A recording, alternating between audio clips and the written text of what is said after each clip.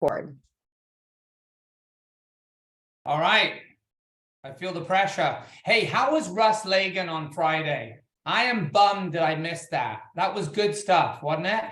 Everyone is asking for the docs, so thank you, So- Tom, for putting that stuff into the chat. We'll be Yeah, for those just joining, we will redrop it. Don't freak out like I wasn't here for it. We will redrop it. Yeah, I highly recommend you go back and listen to it, Steve, and anybody on the call. It's on Workplace, and all the documents that he promised in the YouTube videos and everything are attached to the in the comments on that video. So March 31st is when he did it. So. Gotcha. Awesome. So we saw him at the rally, Tom, a little bit, and I thought he was kick butt. You know what I mean? So I'm gonna have to go back and look at that. All right. So handling objections. I'm gonna try to. I really have. This is gonna sound terrible. I have nothing scripted, right? I just wanted to kind of get into what maybe you guys are hearing out there. Maybe what you're struggling with. Please don't be afraid to speak, because this is the time when, you know what I mean, you might pick up that nugget that'll help you convert somebody or help you get through a situation or in a listing appointment. So I'm going to run through 6 rules of handling objections real quick and then hit on a couple of points. And then I'm going to bounce some stuff off and around my team and see if that's helpful for you guys in terms of handling objections that we're hearing out in the marketplace, whether it be buyers or sellers. Fair enough? Okay, so 6 rules. You never want to argue. Always agree. These are 6 diehard rules of handling objections. Never argue, always agree. You're always going to start with a statement of agreement and restate the objection in a positive manner. Basically, I understand how you feel. You know what I mean? I know what you mean. I understand why you would think this way. You know, I would feel the same way if I was you. So it's always a statement of agreement, okay? And never let it get combative. You don't want to push back. You start with that so it doesn't get combative and it doesn't become combative, okay? Always replace the words but and however with and, because all they're going to remember is if you use that word but, they're only going to remember everything you say after that word but. So try to refrain when handling objections. Try to refrain. You'll get into the habit. You'll catch yourself, right? But you've got to be cognitive and attentive. Never use but, never use however, always use the word and. Even if you feel like it's out of place in the sentence, because your automatic reaction or instinct is to use the word but, don't use it. Because they'll only remember everything you say after that word but. Always close after handling the objection. So after you handle an objection, you'll close. You should be closing 3 to 5 times. That's what it'll take to convert. When you're uncomfortable and you feel like you shouldn't close, that's when you need to close again, because that may be the time when you get the conversion. So I think that's the struggle, right? People are uncomfortable going for the close, especially on multiple occasions. But in order to convert, you should be closing 3 to 5 times during the course of that conversation or presentation, whether it be with a buyer or a seller. Okay? That's when your conversion is the highest, after 3 to 5 closes. Smile a lot, nod your head. And then if you need to buy yourself more time, always either restate the objection or ask additional questions. Okay? And keep in mind that if you're getting objections, you're on the right track, okay? If you're getting objections, that means you're on the right track. Ideally, you want to try to handle objections up front in your presentation. That's why the stronger you get, you know, in your presentation, you're going to get less objections, okay? But ideally, you want to be handling them up front, and if you're not getting objections, it's not a good thing, because they're just basically their questions. You want to get the objections. That means they want to hire you. They want to work with you. That's why they're objecting. You overcome and you close. You overcome and you close. Those are the 6 main things on handling. A couple of pointers, you know, some other stuff I want to bring to you guys' attention. Obviously, when your presentation is strong, you'll get very few objections. As I mentioned on, I think it was Thursday's call, with respects to commission, I deal with it up front, right? So I'll let them know commission's important to you guys, and it should be. Okay, I completely understand that. What we're going to do is we're going to embark on a discovery process to find out why investing in us is going to, net you the highest return in the shortest amount of time. So those commission objections we tend to handle up front. Obviously, we do run into them, and the more you do this, the same objections are going to come up. We need to think about it. Will you reduce your commission? Another agent said they would do it for 4%. I'm going to interview 2 more agents. I have a friend in the business. The same objections, you're going to get those obscure ones once in a while, but for the most part, the same objections are going to continue to come up over time. Obviously, isolation, that's another big one. You've got to isolate the objection and then close. So other than the fact that the commission is 6%, is there anything else that's stopping you from putting me to work for you today? So you always want to isolate and then close, and then you can go back and handle that objection once you've confirmed that that's the only thing that's stopping them from moving forward with you. Okay. And then another thing that I struggle with is intently listening, because you're in that setting, you're in the zone, and you're constantly worrying about what you're going to say next, and you're not cognitively listening to what they're saying. So it becomes a challenge, especially if you're not really listening, because if you're really listening, then you're able to answer and deal with the objection thoroughly, rather than worrying, oh my God, what am I going to say next? What am I going to say next? So you've got to be cognitive of paying attention and listening to what they're saying, so you know how to help them in their situation.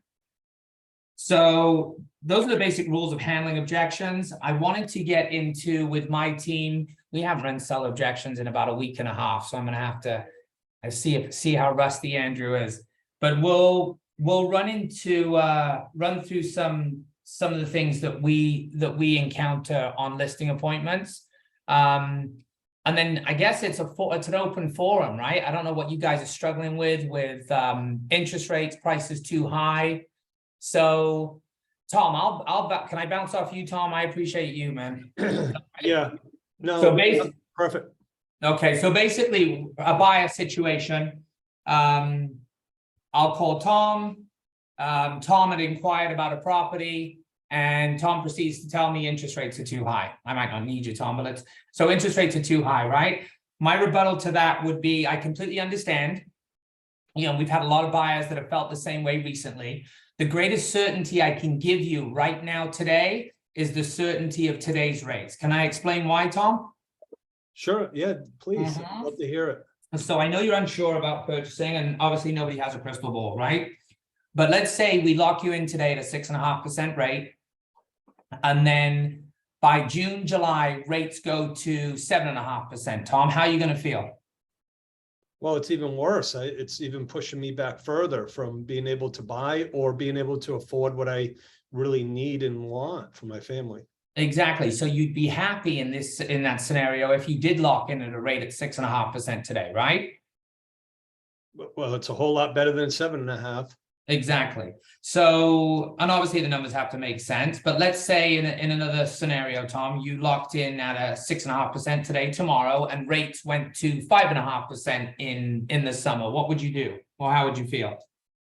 Well, I'd be a little disappointed, but I'd try to probably think about refinancing immediately. There you go. So the certainty that I can give you, Tom, I understand that you're concerned about today's rates, but the certainty I can give you is the rate of today. And that's why we just need to get together for 10, 15 minutes and re-explore your home search. How does that sound?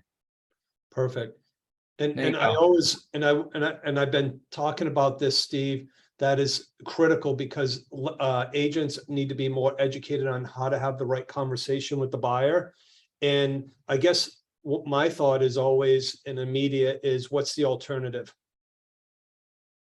Say that. What do you mean? So what's the alternative? If you don't buy, what's the alternative? Well, I'll rent. Okay. Gotcha. And if you bought, how long would you own the home? And come back to a money factor.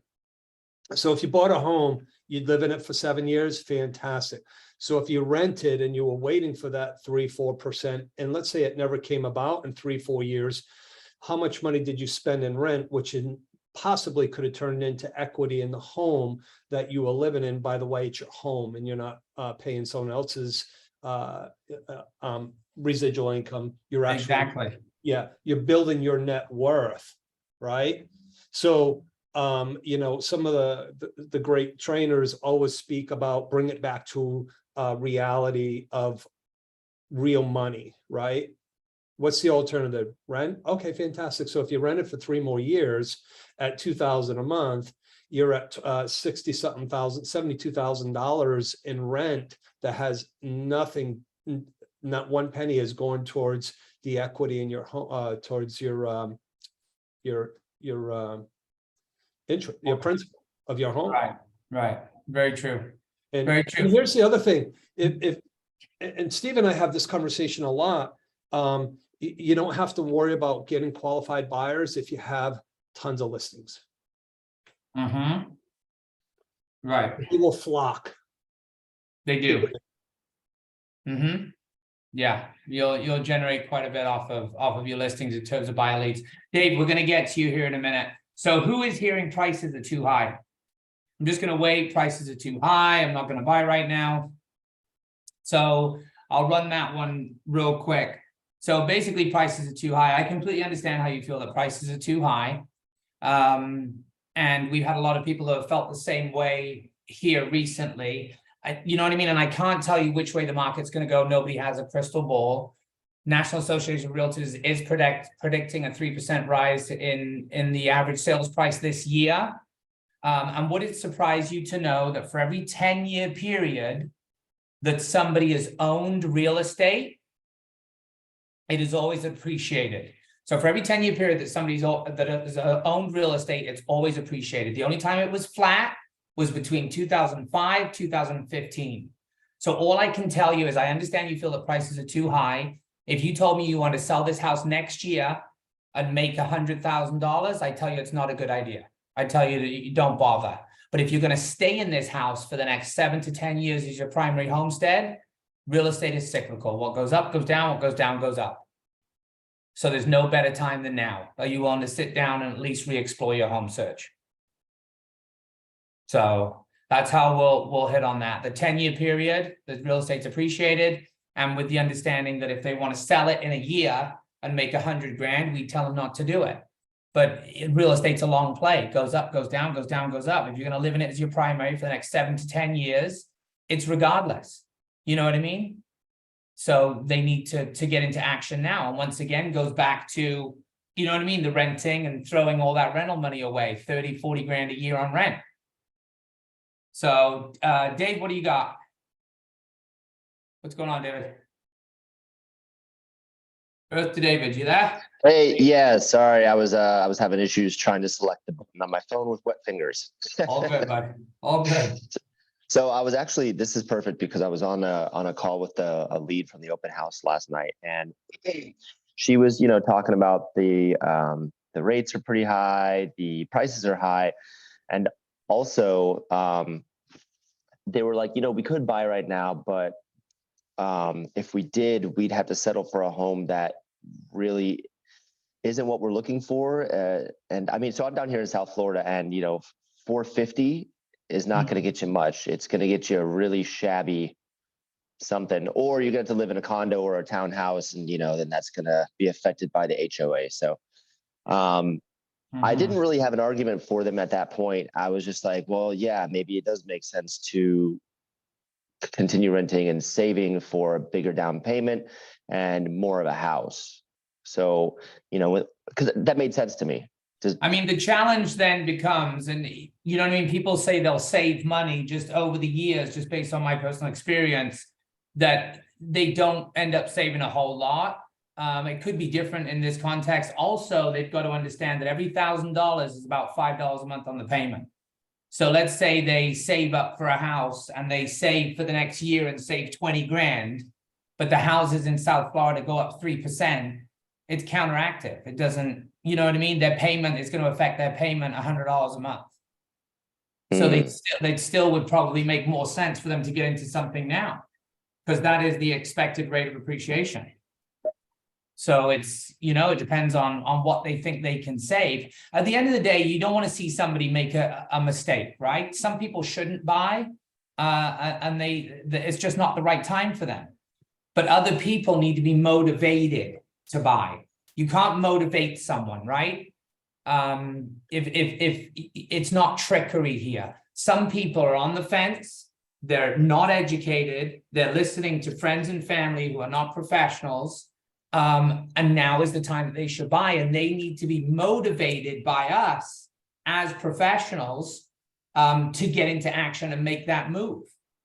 So you've just got to be able to determine. You don't want to see somebody make a mistake for your own financial gain, but we've got to understand that some of these people need to get into action, and they should with respects to purchasing. Others shouldn't, and we need to tell them that. So I don't know. I hope that helps. Okay. All right. Thanks. Yes, sir. All right, Andrew Foster, where are you? I'm picking on you, Foster. Here we go. Let's see how rusty you are. What's up, brother? All right, so let's run some seller objections, and if you guys can, if you can put some in the chat, if you think about it, on any objections that you're struggling with, or that maybe you'd want some insight on how to handle, maybe from a listing presentation, a commission question, we're going to interview more agents, anything like that. So Andrew, let's list high. I mean, you know what I mean? Buyers like to negotiate down. So I understand you're telling me 400, but let's start at 450 and we can always come down later, Gotcha, Steve. And I completely appreciate where you're coming from. And obviously I understand you want to list high to leave room for negotiating, right? That's the plan, yeah. Gotcha. But have you considered the problem that's going to create for you, Steve? Problem? What problem? Gotcha. So most people won't even bother looking at properties that are priced too high or are overpriced, Steve. Now let me ask you, would you rather have the opportunity to have a bidding war on your home, or not have the opportunity to negotiate any offers at all? No, I'd rather have a bidding war. Gotcha. And that's why I think it's imperative, Steve, that we price correctly from the beginning so we can generate as much exposure and demand on your property as possible. Does that make sense? It does. Gotcha. So let's go ahead and do the right thing and move forward at 400. Andrew, good job, man. I know it's pressure. You got 80 people that just heard that. So no pressure, Foster. No pressure. Good job. They're all going to sign. We're good. Right. They're all committed. All right. So Andrew, we'd like you to cut your commission, please. Gotcha. I completely appreciate that, but unfortunately, Steve, our commission is 6%. That's a non-negotiable. Yeah, but this other realtor, you know what I mean, that was here an hour ago, they said they'd do it for 4%, Andrew. Gotcha. And I respect that, Steve. And can I tell you why that concerns me a little bit? What, did they do it for 4%? Well, yeah, Steve. Well, how long did it take you to out negotiate that other agent? Well, we asked them and they kind of just said they would do it for that. Got you. And Steve, I mean, I just from my perspective, I mean, if you're asking the professional negotiator that you're hiring to negotiate the value of your home and get your family the most money, I mean, wouldn't that be a little concerning if you were able to out negotiate them in the first time you met them? I mean, I guess, but if you do it for the same, we'll list with you, Go, Andrew and Steve, can you go back and do that one more time, guys? If you're not listening to that right there, you are missing the biggest opportunity ever. This is, Andrew, congratulations on being so well scripted in that. You need to listen to this and you need to say it, be brave enough to say it, regardless of what the seller feels. And don't think about what the seller is going to think. You have to say this. It's having the courage to say it. You know what I mean? That's the thing. 100%. All right, we'll run it again. Yeah, absolutely. Hey, Dennis, can you close that door? Because there's a slight reverb. You can Just shut his door. close his door. Yeah, this one's too hard. Yeah, there's a slight reverb on that. Bear with me, guys. All right. So, Andrew, I mean, I appreciate you coming out, but you know what I mean? We'd like you to cut your commission. 6% is a bit too high, Gotcha, Steve, and I completely appreciate that, but unfortunately, Steve, our commission is 6%. That's a non-negotiable. Are you ready to get started? Well, I mean, the other agent that was here, they said they do it for 4%, Gotcha. So 4%. And Steve, how long did it take you to out negotiate that other agent? Well, we just asked them to do it and they said they reduce it. Understood. Okay. Can I tell you why that makes me nervous a little bit, Steve? No, why does that make you nervous? Well, if this other agent, if you're able to out negotiate this other agent who's a professional negotiator that you're, hiring to negotiate the best value for your home, I mean, how strong do you think they could possibly be in defending the value and the price that they set on your home, Steve, if they can't even defend their own self-worth? You get what I'm saying? I have that courage, Steve. Do you feel I can sell your home? I do. Well, let's do that. Let's do the right thing and put me to work for you today at 6%. Well done, Andrew. Awesome job. I'm gonna keep hitting you here. Well, this is your script and role play for today. You're getting the benefit out of this too. I was gonna say Yeah. rusty my ass because he is on fire. All right, Andrew. I mean, you're telling me 450. The other agent that was here said 500. So I think we're just gonna go ahead and list with them, Gotcha, and I completely understand, and obviously I would assume anyway that agent was looking at the same comparables that I was looking at. So I mean, how do you think he kind of came up with that 50K difference? I mean, I don't know, just based on our house is the nicest house on the street, of course. And you do have a beautiful home, Steve. I don't want to take anything away from you there, but I'm a little concerned by him saying 500. I'm afraid he may be doing something that's called buying a listing. Are you familiar with what that term means? You said, what is it, Andrew? It's called buying a listing.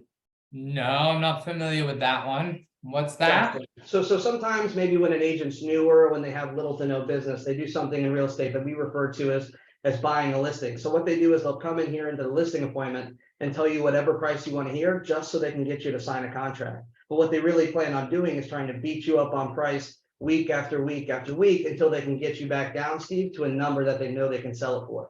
Is that something you want to go through? I mean, no, I guess not. No. Gotcha. And you want an agent to be upfront and honest with you about your home's value from the beginning, right? I mean, yeah, I would want that. Yes. Gotcha. Well, I have that courage, Steve, to be honest and upfront, and I'm not in the market of buying listings, Steve. I'm in the market of selling listings. So, are you ready to get started today at 400? All right, Mr. Foster, let's go ahead. Andrew, very strong. That was good. All right, who else? I'm seeing some objections here in the chat, so we're going to try to address those here shortly. Let's see which ones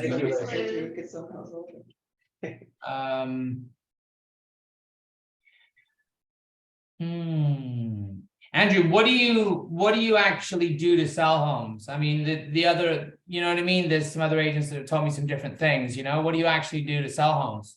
I'm happy you asked me that, Steve. And let me ask you, are you aware that there are two kinds of agents, especially in the market we're in right now?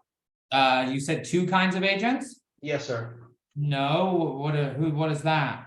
So, Steve, there are passive agents and active agents. So you'll see a lot of agents who are passive agents. They do what we call the 3 Ps of real estate, right? So they'll put a sign in the front yard, they'll place it on the MLS and pray that it sells. Me and myself and my team here are what we call active agents. So what that means, Steve, is we work actively and aggressively to market your property, not only to other active buyers in the area, but to other active agents in the area. And by doing so, we're ensuring that we're creating as much exposure and demand around your property as possible. Now, Steve, isn't that something you would want from your agent?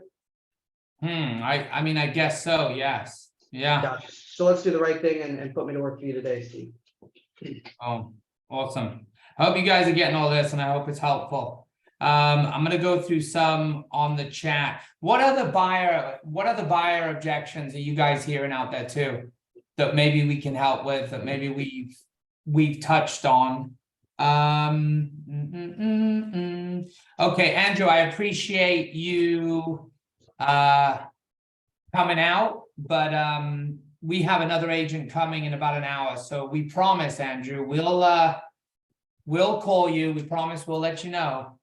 Oh, I got you, Steve. Thank you, and I appreciate you having me out here. I appreciate you having me out, but let me ask you, Steve. I mean, what do you feel like I was maybe missing from my presentation that you're looking for in one of these other agents? I mean, I don't know if there's anything missing per se. We just want to hear what this other agent has to say. Gotcha, and that's understandable, Steve. Well, let me ask you, I mean, do you feel I can sell your home? I do, yeah. Gotcha. Well, I just want to reassure you, Steve, that no other agent or team that's going to walk through that front door will work harder and market your property more than we will here at the Home Pride Group. And I think I have a win-win situation for the both of us. Would you like to hear it? Oh, you do? Oh, I do, Steve. What is that? So what we can do is we can go ahead and get started on this paperwork now. And what I'll do is I'll personally go ahead and reach out to those other agents that were slated to come out and just let them know that you already chose to work with the top team here in the city of St. Cloud, and that we'd be happy to work with them on the co-broke side if they're willing to bring us a buyer. That way you get the best of both worlds. Are you ready to get started? You would actually call them, Andrew, and let them know? Yes, sir. Yeah, of course. We have no problem doing that. I understand it can be a little uncomfortable. And we've done it many times before. All right, let's go ahead and get started. Let's do it. We want to think it over. Gotcha. I completely understand, Steve. Obviously, it's a big decision, but let's think out loud. I mean, two minds are better than one. What's stopping you from putting me to work for you today? I don't know. We just need some time. You know what I mean? We feel a little bit rushed and we just need a little bit of time.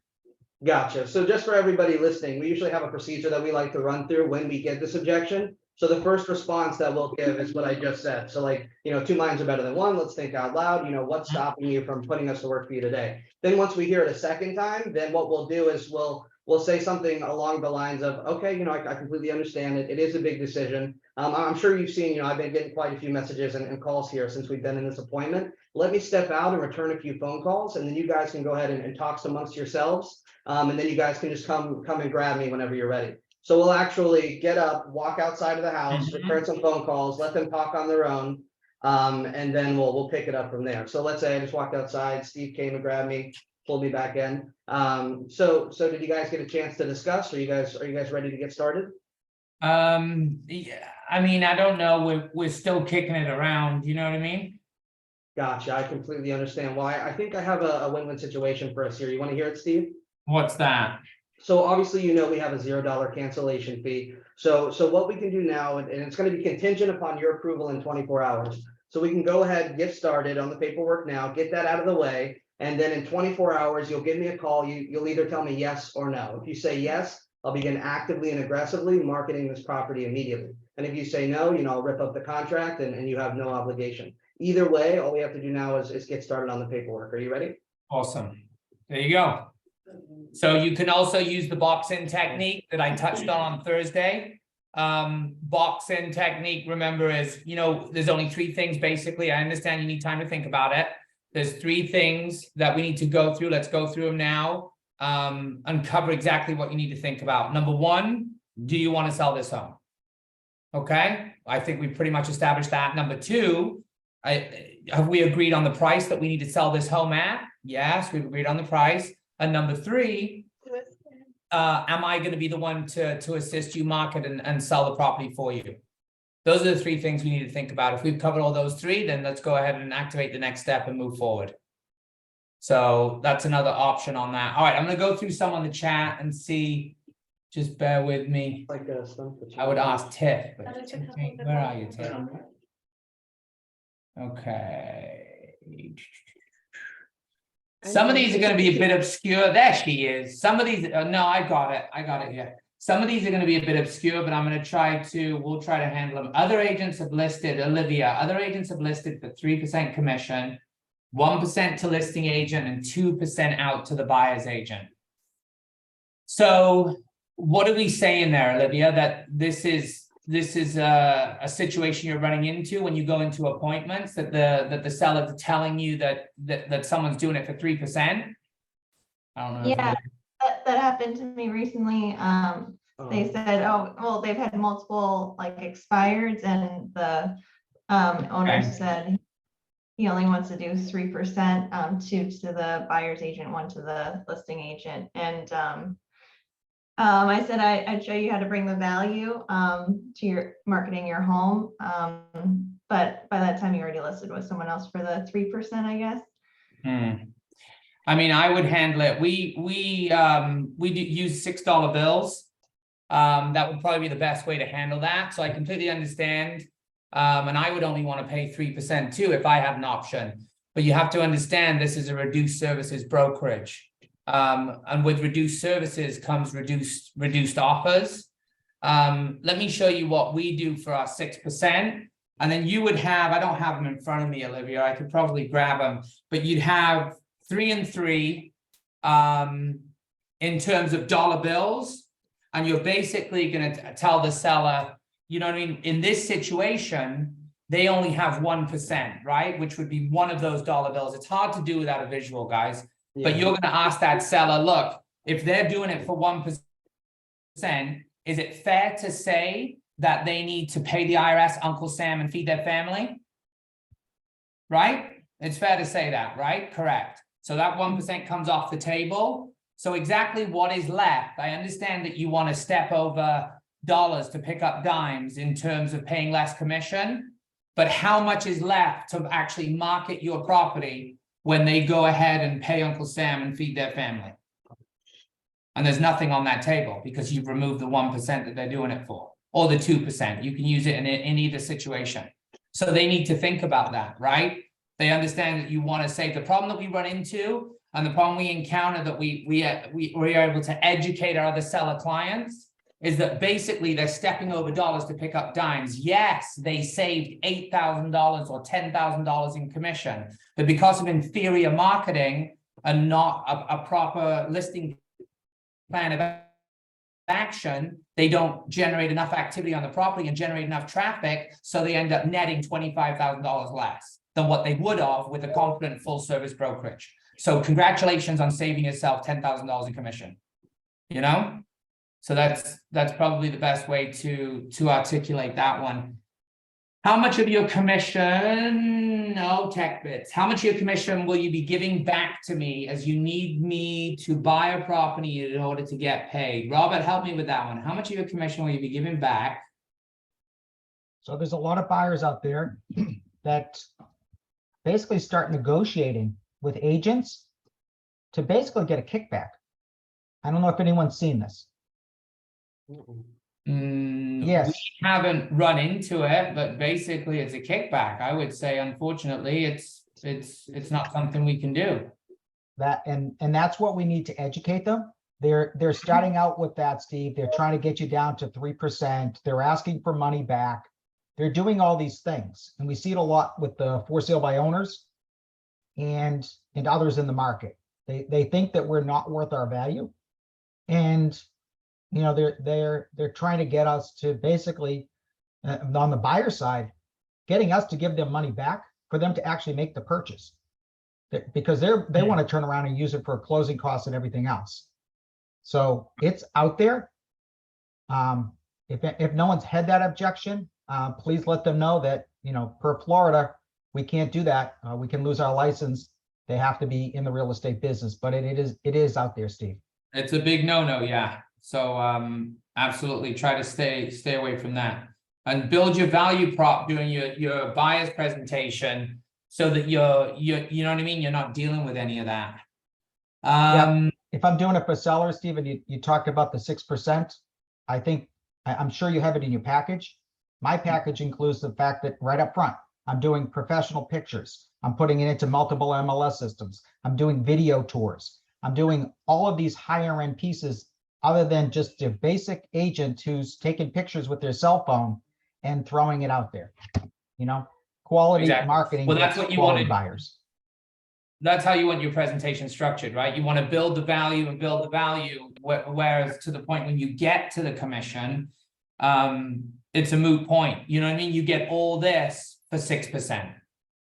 Next step is just to schedule photography, but you've built the value. So, and you've handled that commission objection up front by letting them know that by investing in you, they're going to get highest top dollar in the shortest amount of time. Olivia, presenting a strong cash offer under asking price to seller. Seller says, I want to wait until I get list price. Okay. So how would I handle that? Basically, I would reference past experiences, right? I would say I completely understand how you feel. And ultimately that's my job for you. My only concerns is that, you know what I mean? I want you to please remember that we've had this conversation, because I've had countless sellers in the past that, yes, they've gotten an offer quickly and they passed up on it. And 30 days later, they find themselves in a situation where they're accepting an offer that's similar or less because they have that days on the market stigma attached to the property. So I understand you want to wait, but let's honestly take a step back and make sure that this is not the right offer for us to look at now. So I don't know if that helps, but that's kind of how I would handle that one.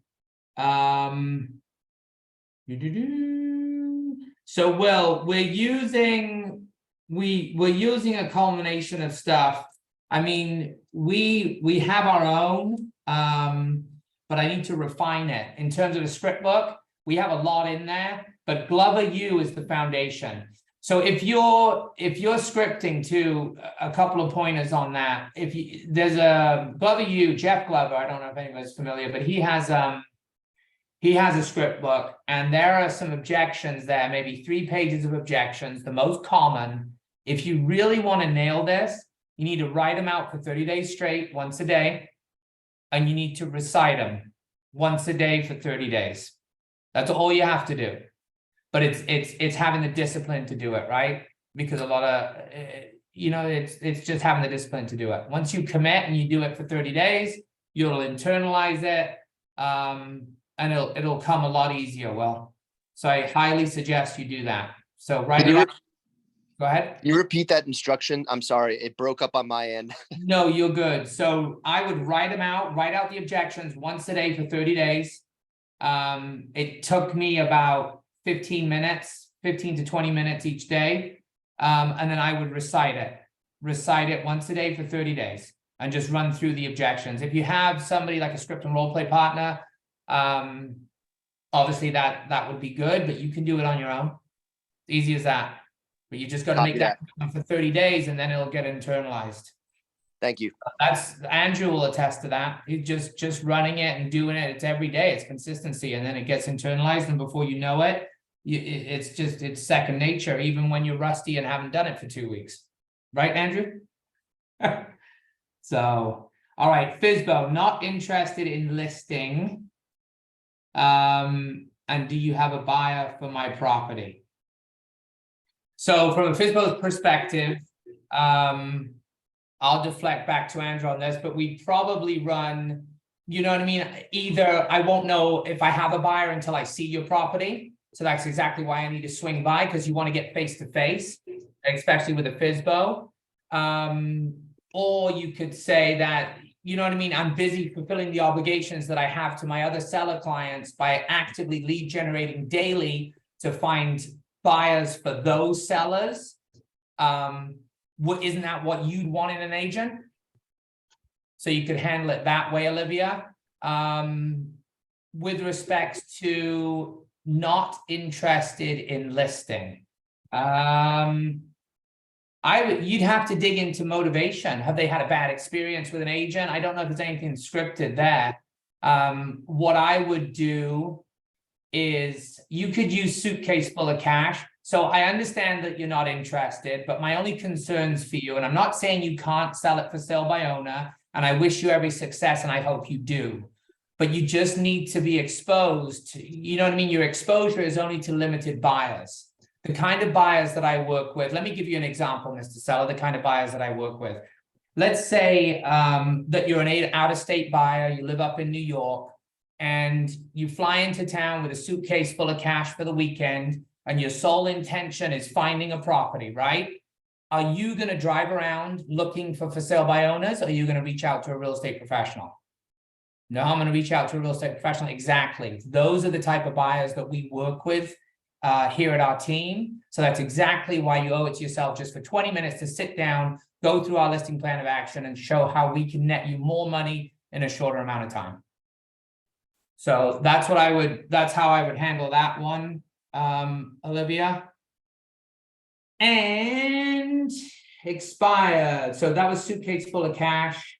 You could also use the watch one. There's a watch one that we use. We don't run that one very often. So basically, and I'm gonna butcher it, but basically along the lines of, let's say you went and bought a Rolex at the Mall of Millennia and you paid $1,000.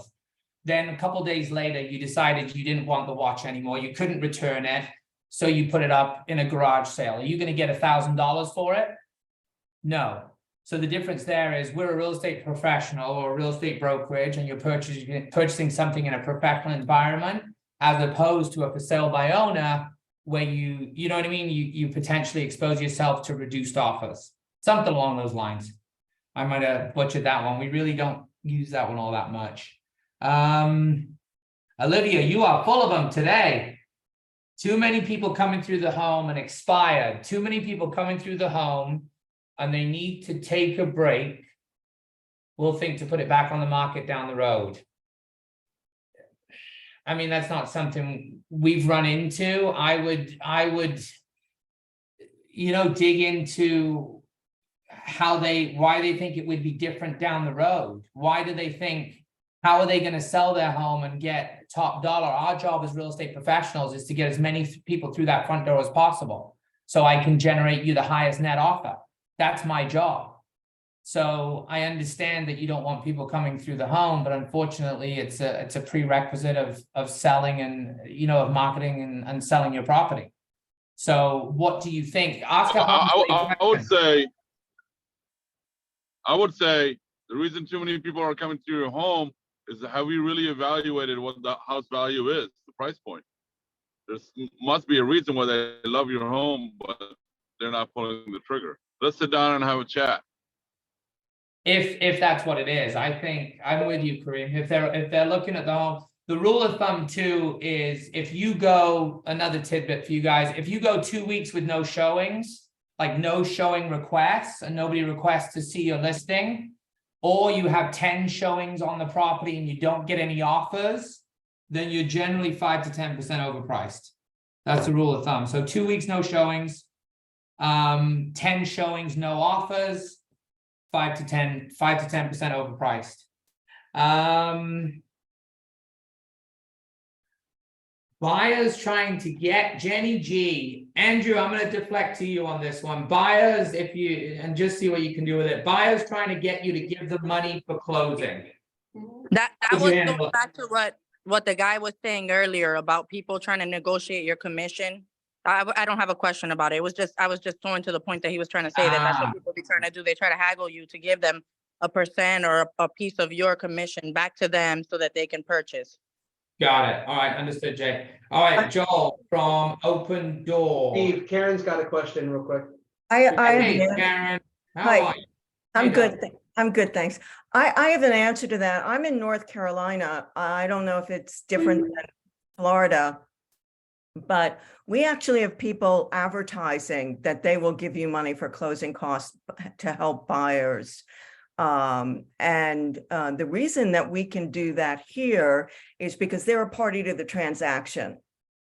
So that's the way that they're getting around it. So they'll either say, we'll give you $1,000 towards your closing costs, or $1,500 or whatever, or a percentage of our fee, because they, in North Carolina anyway, I'm not speaking for Florida, since they are a party to the transaction, they can legally do that.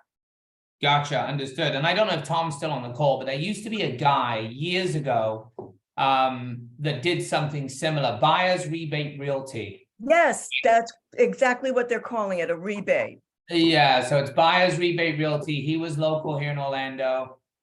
Did some big business with buyers, and I guess we'd have to look into it, but he structured a way where he was able to give back at closing, you know? I mean, yes. But it's volume at the end of the day. If you're working your database and, you know, he's turning twice as many transactions because he's given 50% of his money back. Well, it's not, I'm not saying it's a bad thing, but. Yeah, it's not 50%, it's like $1,000, but you know, it's again, depending upon your gift to buyers at closing. I don't know what people, you know, if you're selling $500,000 here in North Carolina, we're not selling anything below 500. So depending on what your gifts are, and if it's $1 million home, whatever you're doing, it can be an attractive lure to say we rebate money to help you with closing costs now, Mhm. particularly because people are wigging at this 6.5%. I mean, not, of course, I'm only 30, but when I bought my first house, it was 18%, mortgage rate. So, to me, again, this 6% is not a high rate. But then again, I No. was just born, so. The average rate over the last 50 years, I think, is 7.5, 7.75. I think it was our expectations, right? You can't run a country on 3%.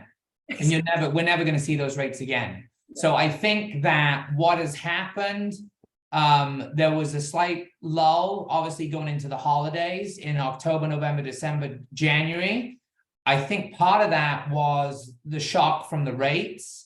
And I think people have it settled now, and obviously coming into spring, because we're seeing an uptick.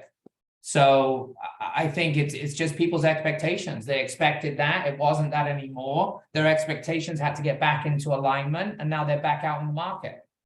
Well, just And so follow the trends of whenever the interest rates go below 6.5%, your sales are going to go up. There's that widget on our MLS first page where it talks about the sales and pendings and expireds and everything like that. Whenever it's up, it ticks down, sales go up, and that's a big one. And another thing, man, just great class, great job on the scripts. Your team is awesome. That was awesome, Andrew. Really appreciate the class. It was good.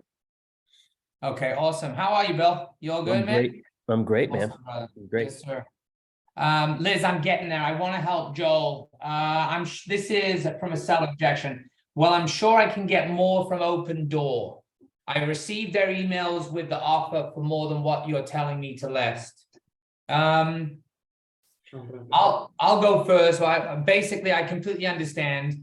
And we've had other clients that have been in a similar situation. And what they found is that after they receive that offer from Open Door still charges 5 to 8% in terms of a service fee. And then after they do the inspection, they're asking for repair credits 9 times out of 10. So I understand that it looks in the beginning like you're going to end up with a higher net offer, but after all fees and repair credits, it makes more sense to do a full service listing and give it maximum exposure on an open market so that we can get you the highest net return.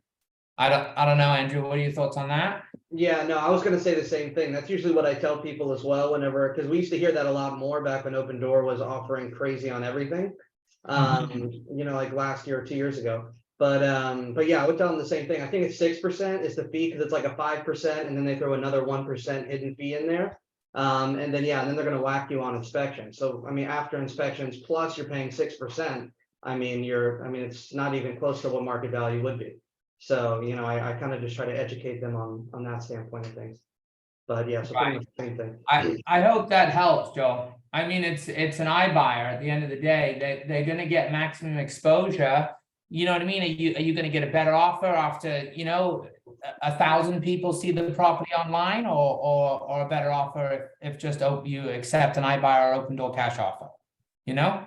So I think that they give it, unless there's another reason that they don't want to show the property. I don't know. No, that was awesome. That's exactly how I just want to make sure I handled it right. And I think I kind of also guided them in that, letting them know that they would ultimately lose all those fees. And that at the end of the day, they ended up listing with me. So we got paperwork signed, but ultimately they did go through their inspection, and then they had to see all those fees to come up to say, oh, wow, wait, we're not getting market value. So exactly, that's the thing. And it looks like that at the inception, but it doesn't end up that way, So congrats, man, on getting that one. Congratulations, brother. Thank you. All right, where'd Liz go? Liz got peed off for waiting and she left. You still with me, Liz? All right, Dave, what do you got? David, you there? Yes.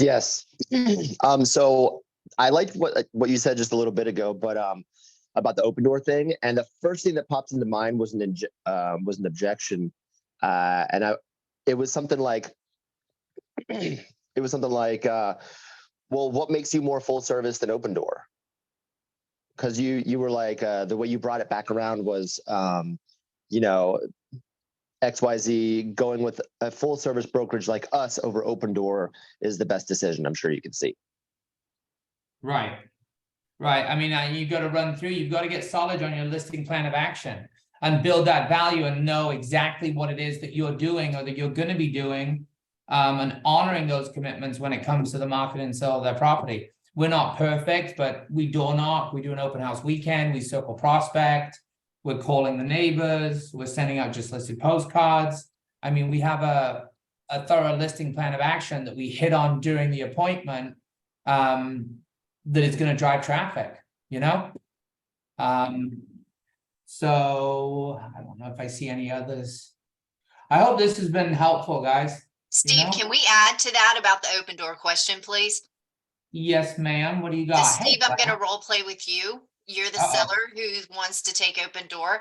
Steve, I understand that you want to accept this Open Door offer. However, with the information that I've given you about what they charge and how they come back with the repairs, doesn't it make sense to put that money in your pocket and have someone negotiating for you for the maximum amount of value so that you're netting more money? I guess that makes sense. Yeah. Excellent. So let's put these figures together and let's really look at this so that way I'm working for you instead of Open Door working against you and taking your money. Fair enough? Fair enough. Excellent. Let's go ahead and get this signed. There you go. Nice. That was better than, yeah. There you go. Boom. Spot on. All right, cool. Love it. Thank you, Claire. I think that's all there was. I'm going to try to say it. You're not French, are you? Favru. Favru? Ma'am, you put your hand up. What? Yes. Can you hear me? Yes, loud and clear. Yes, I'm definitely French. Thank you. So sorry for my slow reaction.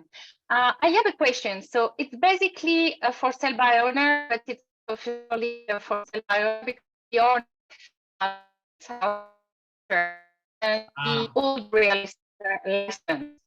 So he's agent, but he's not doing the job he needs to sell.